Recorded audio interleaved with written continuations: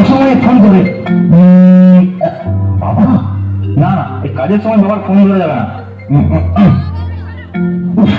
এই বুড়োটা দেখছি এবার ফোন করে জ্বালিয়ে দিল।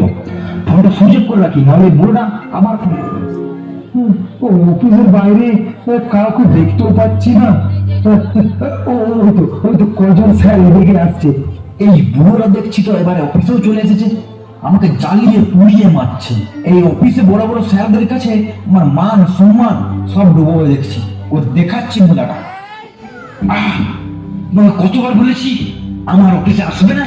এই অফিসের স্টাফরা যদি দেখে এটা আমার বাবা, তাহলে আমার মান সম্মান কোথায় যাবে বলো তো?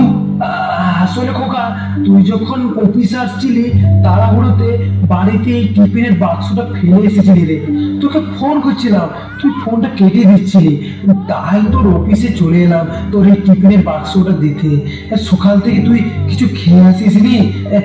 এই নে খোকা, এই টিফিনের থেকে কিছু কিছু খেয়ে নে খোকা, কিছু খেয়ে নে। রাখো তোমার টিফিনের বাক্স, তুমি এখন যাও এখান থেকে, আমি বাইরের ক্যান্টিন থেকে খেয়ে নেবো। এখন যাও বলছি এখান থেকে, যাও। কিন্তু খোকা, এই বাক্সটা তোমাকে বললাম না যাও এখান থেকে। খোকা খোকা খোকা খোকা চলে গেল। আমার জন্য খোকার মান সম্মান চলে যাবে ওই স্যারদের সঙ্গে। না না, খোকা মনে হয় রেগে কথা বললো। আসলে এতটা পথ পায়ে হেঁটে খোকার জন্য এই টিফিনের বাক্সটা এখানে আনলাম তো, তাহাই মনে হয় খোকা রেগে গিয়েছিল। না না, আমার খোকা ওরম না, আমার খোকা ভালো, খুব ভালো। যাই যাই যাই, ঘর দিকেই যাই।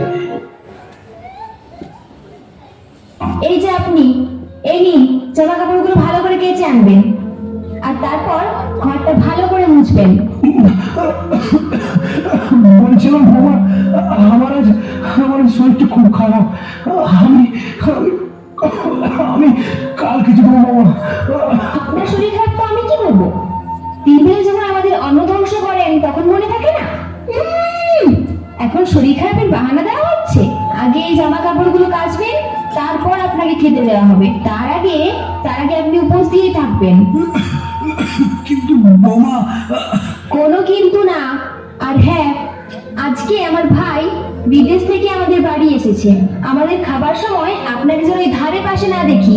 যদি আপনার গায়ে দুর্গন্ধ বের হয় তখন আমার ভাই কিন্তু আর খাবে না।